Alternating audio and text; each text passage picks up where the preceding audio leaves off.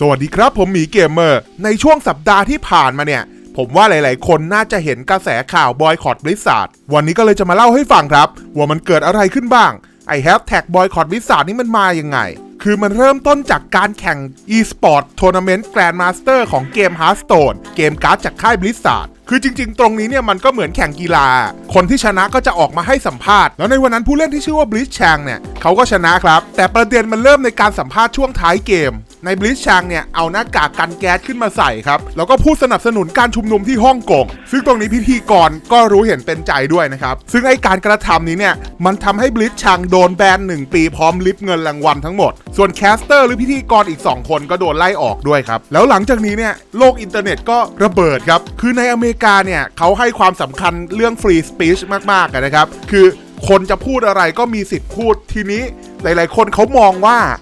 สิ่งที่ Blitzchung พูดเนี่ยมันไม่เห็นเสียหายเลยตัวบริษัท Activision Blizzard ก็เป็นบริษัทสัญชาติอเมริกาด้วยเพราะงั้นก็ไม่ควรจะลงโทษอะไรแบบนี้คือไอ้การลงโทษของ Blizzard เนี่ยมันทำให้คนนอกประเทศจีนเนี่ยนะครับมองว่า Blizzard เอาใจทุนจีนมากเกินไปเหมือนประเทศจีนเนี่ยใช้ส่วนแบ่งการตลาดที่ตัวเองมีมากดดันพวกบริษัทข้ามชาติใหญ่ๆในการปิดกั้นเสรีภาพการพูดของคนนั้นคนนี้นะครับซึ่งมันก็เคยมีเรื่องที่คล้ายๆกันแบบนี้เกิดขึ้นในลีกบาส NBA ด้วยเหมือนกันคือมันเหมือนหนังม้วนเดิมเลยแค่เปลี่ยนบริษัทจากกีฬามาเป็นเกมพวกชาวอเมริกาเขาก็ดูจะไม่ค่อยชอบจีนอยู่แล้วด้วยนะครับคือหลายๆอย่างรวมกันเนี่ยนะครับทำให้เกิดกระแสบอยคอตบลิซซาร์ดขึ้นมาเรียกว่า Twitter ลุกเป็นไฟแล้วก็ไม่ใช่แค่ Twitter นะครับแทบจะทุกเว็บเลยทั้ง Reddit หรือเว็บบอร์ดของ Blizzard เองมีแต่คนมาถล่มด่าคือในแฮชแท็ก Boycott Blizzard เนี่ย Blizzard โดนถล่มยับครับไม่ใช่แค่โดนด่าอย่างเดียว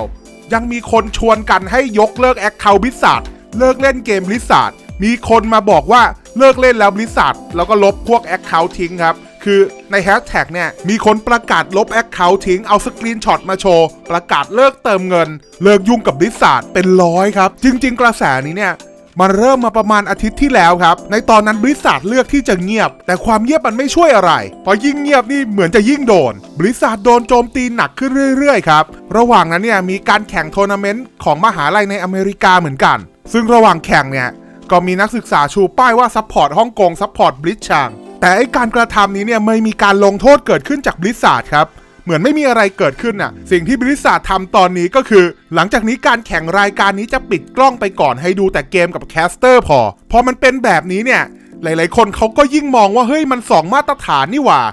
คือถ้าเกิดเป็นคนอเมริกาเองพูดซัพพอร์ตฮ่องกงไม่เป็นไรแต่ถ้าเกิดเป็นชาวฮ่องกงพูดซัพพอร์ตฮ่องกงเนี่ยมันเป็นประเด็นเพราะว่ามีคนจีนดูอยู่หรืออะไรแบบนี้นะครับมันเลยยิ่งเหมือนเติมเชื้อไฟเข้าไปอีกคนก็ด่ากันไปครับว่าแบบนี้มันเซ็นเซอร์ชัดๆไม่แค่กลุ่มลูกค้าเก่าเลยนี่หว่าเห็นเงินจีนดีกว่าอิสรภาพต้องบอกว่าบริษัทตอนนี้ยับมากครับเพราะว่าไม่ใช่แค่โดนด่าในเน็ตกระแสมันแรงมากๆอ่ะสำนักข่าวใหญ่ๆหลายๆสำนักก็ออกข่าวเรื่องนี้ครับคือเขามีประเด็นที่คุยกันเรื่องบริษัทนี่แหละ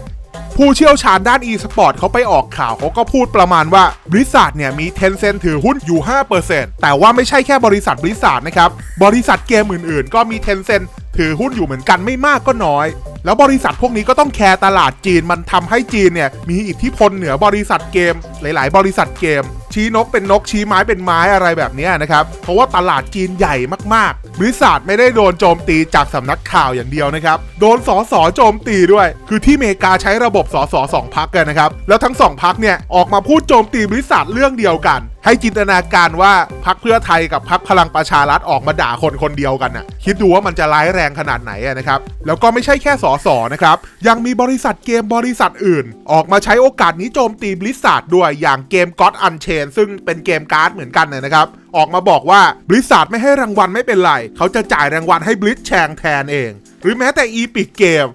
CEO ของ Epic Game ก็ออกมาพูดเหมือนกันว่าสิ่งที่เกิดขึ้นกับ Blizzard เนี่ยจะไม่มีทางเกิดขึ้นกับ Epic แน่นอน Epic ให้เสรีภาพในการพูดกับผู้เล่นทุกคนถ้าหลังแข่ง Fortnite จบมีคนออกมาซัพพอร์ตฮ่องกงเราก็จะไม่ทำอะไรออกมาโปรโมทเนียนๆนั่นแหละคือเขาบอกว่าถึง Tencent จะเป็นผู้ถือหุ้น 40% ใน Epic แต่ Tencent เนี่ยไม่มีสิทธิ์มาก้าวก่ายการบริหารแล้วผู้ถือหุ้นใหญ่ก็คือตัวเขาเองเพราะงั้นเขาไม่มีทางปล่อยให้เรื่องแบบนี้เกิดขึ้นแน่นอน คือบริษัทโดนโจมตีทุกทางครับจากสำนักข่าวจากสำนักข่าวเกมจากชาวเน็ตจากบริษัทเกมคู่แข่งหรือแม้แต่พนักงานของบริษัทเองก็ออกมาชุมนุมเรียกร้องที่บริษัทเหมือนกันคิดดูขนาดตัวละครเหมยของบริษัทเนี่ยยังถูกชาวเน็ตเอามาทำเป็นสัญลักษณ์ต่อต้านจีนอ่ะเอาเป็นว่าบริษัทเนี่ยเงียบอยู่หลายวันครับแต่หลังจากที่เงียบมานานทางบริษัทก็ออกมาโพสต์ให้คำตอบกับชาวเน็ตครับซึ่งสิ่งที่บริษัทออกมาพูดเนี่ยคร่าวๆก็คือจีนไม่ได้มีอิทธิพลเหนือบริษัทใดๆทั้งสิ้นครับตัวบริษแชงเนี่ยทำผิดกฎก็เลยโดนลงโทษแต่ในแถลงการนี้เนี่ย